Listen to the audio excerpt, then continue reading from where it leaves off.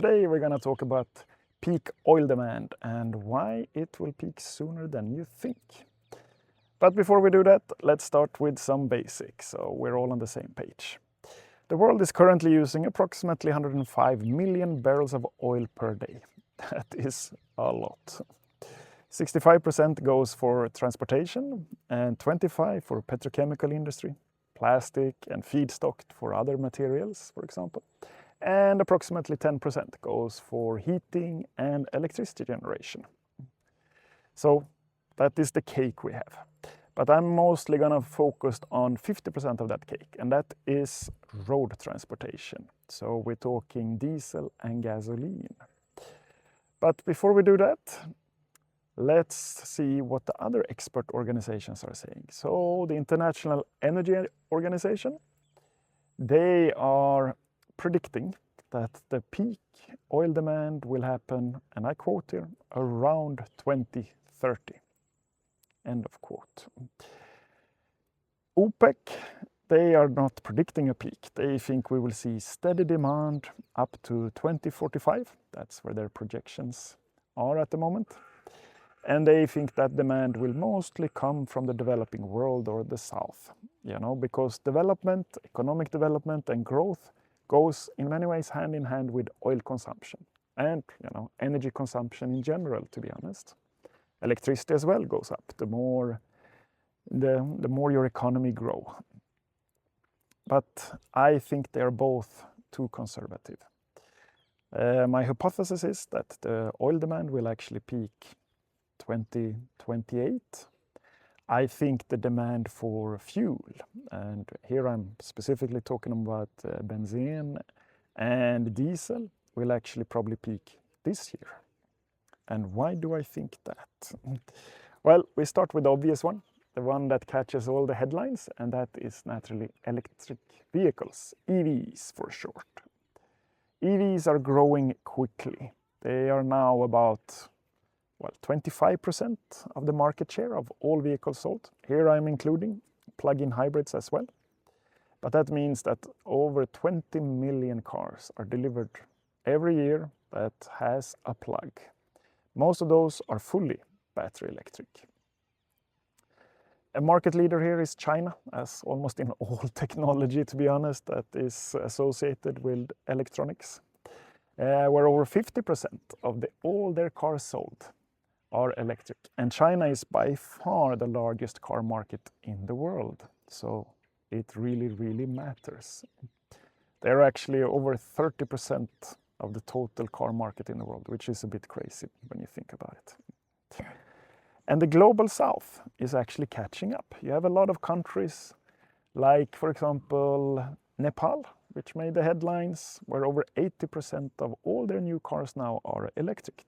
Those are figures you normally see from Norway or similar countries. The reason for that is that China is exporting very cheap electric cars to Nepal, and Nepal doesn't have their own car industry to protect, so they are happy to take them. It's literally about economics. But it's not only there. Vietnam is over 40%. Turkey is growing quick. Now 17% of all cars sold there are fully electric. And an interesting fact is that the manufacturing of the internal combustion engine actually peaked in 2017. So that's a while ago, but cars stay on the road for a long time. So the internal combustion engine fleet is actually predicted to peak this year, 2026. And after that, it will start to fall. On top of that, naturally, newer cars, even if there are internal combustion engines, are much more efficient than the old ones. The lagger here on EVs is the US. They are falling behind the major markets. So if you are on YouTube and you see the EVs are dead, it's not gonna happen. Normally, that is in regards to the US market, because in the rest of the world, the EV market is, booming is maybe a too big word, but the growth was over 20% last year. So I would call that very significant. And it's not from a low base now anymore. Other interesting fact is that 2- and 3-wheelers, so electric scooters and similar, are also going electric. There is now a fleet of over 340 million 2- and 3-wheelers that are fully electric. Most of those are in India and China, especially China. I had the pleasure to visit China last April, and when you are in any Chinese city, it really strikes you that they are quiet, because all the Vespas and or electric bikes are electric. You know, you don't have a small combustion engine disturbing you. And all the buses almost also are electric. So they are ahead, to put it lightly. But they are not the only one. In India, rickshaws is part of the landscape, if you've been in India. And 60% of those that are sold now are fully electric. So the global south is also coming along. As I said before, OPEC is betting that the demand for oil will grow in the south, particularly India, to be honest, that they will be like a new China. But everything points to that they will move to electric much, much quicker than what, for example, the Western world did, or even China. And EVs are estimated to displace about 2 million barrels per day in oil demand. And 2- and 3-wheelers are now estimated to displace 1 million barrels of oil per day. So that is 3 million already now being displaced demand. That otherwise we would have had to add on top of that 105 million barrels per day. But this is not the only thing, of course. Buses. You know, people don't think about it, but buses actually consume a lot of diesel fuel. And now 40% of them are fully electric. The whole bus fleet is changing in many cities. Especially city buses, there were over 60% now are fully electric when they're bought. On a global scale, once again, yes, the US is behind, but Europe and the rest of, well, especially China, they are the big markets for electric buses. But so is Latin America. It's a growing market there as well. And that is now displacing 350,000 barrels of oil per day. And it will grow. It will become bigger. Electric trucks are coming. This was one of these sectors where everybody thought this will be very, very hard to electrify. You know, they need to haul a lot of tonnage and go long distances.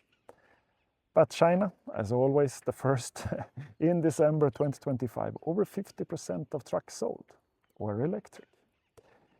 In Europe, that market is also growing very, very quickly, actually, with 70% last year from a pretty low base, but still.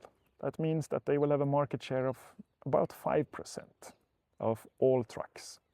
And I can recommend, since you're here on YouTube, if you want to see the electric trucker, that's a German gentleman. He's driving around the whole of Europe in an electric truck, and he shows that it's possible and economically. And that is actually an important point when it comes to electric trucks. This is a market that has very thin margins, and they are calculating a lot. And they are coming now to the conclusion that electric is cheaper. And when the infrastructure that is now being rolled out, especially in China and Europe, makes it easier, then naturally they will start going more electric. So, what is the conclusion here? It's of course extraordinarily difficult to predict when oil will peak, because it's so many factors are involved. For example, China is building a strategic oil reserve. It says that represents about 1% of the global oil demand every day that they are just storing away. 1.3 billion barrels of oil. If they stop that tomorrow, then of course demand falls with that 1 million barrels of oil per day. Or if they speed it up, then demand goes up. Price is an important factor, and naturally politics like subsidies and similar. That said, we have come so far now in the electrification of road transport that the tipping point is here now. You know, electric vehicles and scooters and similar are now price competitive compared to their ICE equivalent, which makes me believe that probably the need for gasoline and diesel will peak maybe even this year. And it will not be a sharp peak and sharp going down. We're now talking, we are, so to say, on the plateau, and we are approaching very quickly when it starts falling. In some economies, it's already starting to fall, like Japan and Europe as a whole, actually, compared to their peaks. But we will, and here, once again, China is an important country. I think their oil demand will peak sooner than anticipated. And then the whole story will be about what India and some other parts of the global south do. But everything now indicates that they are going to electrify much quicker than what we did here in the West. And that makes me believe that yes, the peak oil demand is sooner than you think. Hopefully I'm correct with 2028, or maybe even sooner. Time will tell. Thank you. And if you learned something, please subscribe. If you didn't, then you don't. See you next time. Ciao.